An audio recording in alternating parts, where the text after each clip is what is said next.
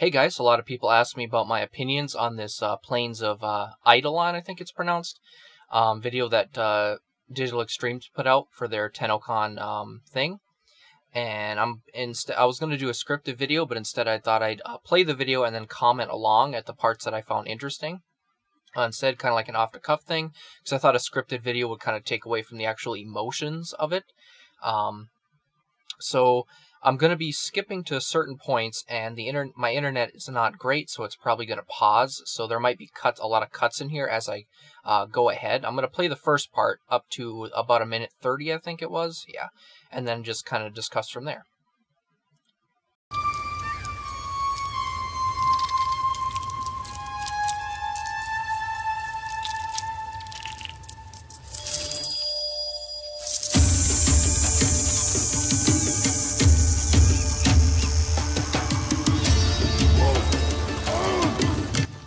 The thing is obviously this is cinematic, and I highly doubt that you'd see this every time you came here. I mean, it'd be kind of weird if you did, but I'm pretty sure this is just like promotion, like the start of a quest. Your first time coming here, you see this.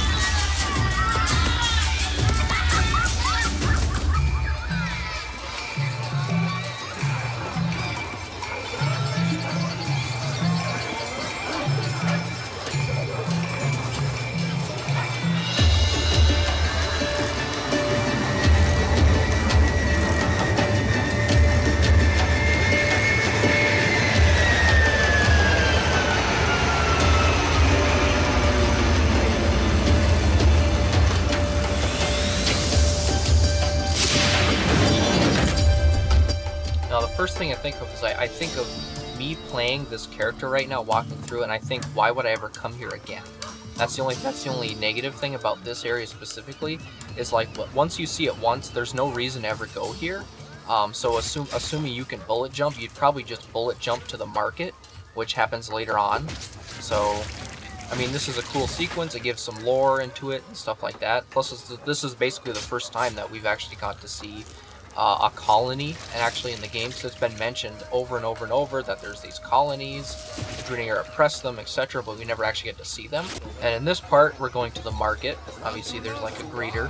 I'm assuming maybe you'd get to like fast travel here, like almost like in the relays. I'm assuming that'd be the case anyway. And now, when I'm actually here in the game, when it actually comes out, I'm expecting to see 50 glowing blue Excaliburs running around. Because that's what is in the relays right now. If I go to a relay right now, there's a bunch of blue Excaliburs. Some people are flying in midair because the game just can't handle it. It's mostly my fault, not Digital Extremes. Well, not my fault, but it's just my system. If you have perfect internet and a perfect computer, it's probably always fine when you enter relays. I don't really see much point to this, because all this stuff is mostly just going to be a novelty. But one thing I'm wondering is what payment they're going to require. Is it going to be platinum? Is it going to be credits? Is it going to be like Borrow, where it's a bucket full of credits and ducats at the same time? If you need new Kavak codes or other customizations for companions, because ducats can be easily obtained if you're in a 4-squad team with Radiance and you're constantly getting items worth 100 ducats, but otherwise, items are still pretty expensive.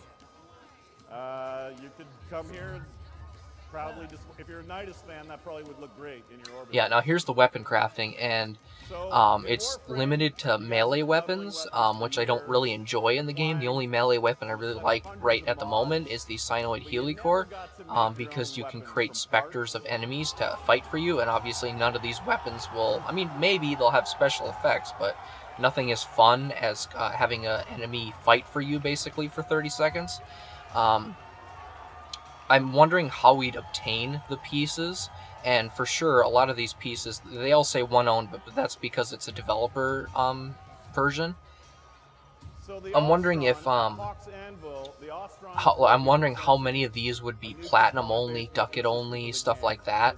And surely some of these you'd be able to get, like, earn from, like, farming. But I'm not generally excited about this since I don't like melee weapons to begin with, so I'm not really excited for this feature. And then we come here, and the people just go fucking wild. They're cheering for an open space, and honestly, I don't really care about the open space. I'm actually honestly fine with it being randomly generated, because every time you play it's a little bit different. For this, it's going to be the same every single time you play, and at the same time, like, why would you ever come back here? You know, I mean, of course there's some side quests and stuff, like the mission that they're going on right now and they're describing is you have to get the person's water chip, I guess, just like in Fallout. But you go there and then it introduces you to the night cycle and stuff like that. And I'm pretty sure what would happen is it'd become night and you have a chance to just leave, like extract or whatever. But I don't really see the point of ever coming back here. It's a wide open space with a few key points of interest where you can go and do stuff, and that's it. Obviously, they introduced the Arcwing thing. You can actually go in your Arcwing. That's going to help a lot.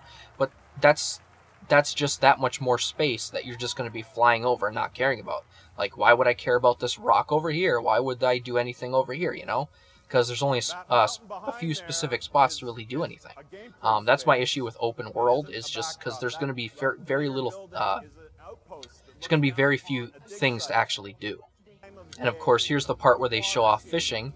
When I initially watched this video, I kind of laughed really hard and I couldn't stop laughing, but after my dumbfoundedness of why they're even doing this subsided, I thought it's probably going to be, it says right here, like, prized by the Ostrons, the scales of this river-dwelling fish, blah, blah, blah, key ingredient for skins too. I'm doubting that's an actual consumable. What's probably going to happen is you can sell these to people in the market for maybe currency, and then maybe much more rare ones will let you get, like, rarer currency. Like, you can sell one of the rare fish for like 20 ducats or something like that. I'm hoping that's the case, maybe even platinum, because currently in this game there's no way to actually earn the paid currency in the game, except for, I think sometimes in the login rewards you can get it, but but trading doesn't count because someone bought the platinum. I mean, you actually play the game on your own and you earn the in-game currency. I'm hoping maybe they'll do something where you can actually earn it by sitting there farming all day for rare fish. I mean, that'd be something, right? I think that'd be pretty cool if that's the case. If not, I'm not going to be interested in this feature at all. But what I found interesting about this one, they go up to this Grineer camp. Notice the guy with the rocket launcher. His thing is charging up like a Vulcar before it shoots. And I'm thinking, are they going to... I think they're going to be reworking the Ogress. I'm hoping this applies to players too. I mean, the Ogress is already pretty powerful. But right now, the Ogress for enemies, it can lock onto you, but ours can't. And I'm hoping that what'll happen is you'll be able to charge it up fully, and then you can, like, aim it at a person and lock on. Because that's one of the features that doesn't make sense in this game. The Ogress for enemies can seek its enemies, but you can't. So I thought that was pretty interesting, and I'm hoping they do something like that. And this part excited a lot of people as well. The whole the sentients come out at night thing. But I'm expecting it's probably just going to be another trial. They even mentioned it's going to be really difficult. I think they said one of the most hardest challenges yet. I'm not perfect at the game, but I like to think I'm okay. And I have troubles with really high-level content, so I'm kind of skeptical about this. What I'm hoping is they don't lock away rewards that are only obtained by killing these sentients in this mission. Because I don't want to sit there and setting up a specific squad and sit there for like an hour in one mission just to gain a chance to obtain a rare item only from this mission. If that is the case, I'm not going to be happy with this mode at all. If that's not the case, and it's just you have a chance to get a rare item, but you can get the rare item somewhere else, it's just like a lower chance, or you can buy the item that they drop from the market for platinum, I'd even be fine with that. But otherwise, I'm not too excited for this. So, I mean, overall it's fine, but I'm mostly neutral toward this. because in every update they bring good things only to nerf, change things without asking if anybody wants them to be changed or stuff like that, as well as not fixing a lot of bugs or issues that seem to last months or years in the game. Maybe this update will be the first time Digital Extreme sits back and actually fixes the majority of issues, but I doubt it. As some of the bugs they don't even know about, apparently. Like, I keep bringing this up, but it's like the time where I was messaging DE Steve on Twitter about a bug with Adhesive Blast. It was not working on the Tsar properly, or so I thought. They looked into it because of my comment, and then they ruined the Adhesive Blast, because before it stuck to enemies, and as it would stuck, it would deal damage over time and status effects, which actually made it mildly useful. It was still crap, don't get me wrong, but it allowed you to use less ammo for like it's say an Ogress, because that one shot would actually reduce their armor, like on a Grineer enemy. But they nerfed it, so now it just sticks to enemies. So I mean, like, stuff like that. Nobody asked for it to be nerfed. Nobody even thought it was powerful, but they reverted it, and that was in February, I think. It's been that long, and they haven't even touched it again.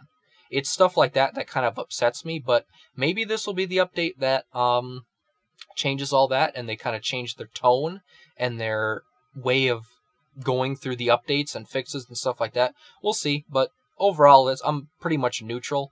Not positive, not negative. It's pretty much neutral. So yeah, you guys asked for my thoughts on it, and there you go.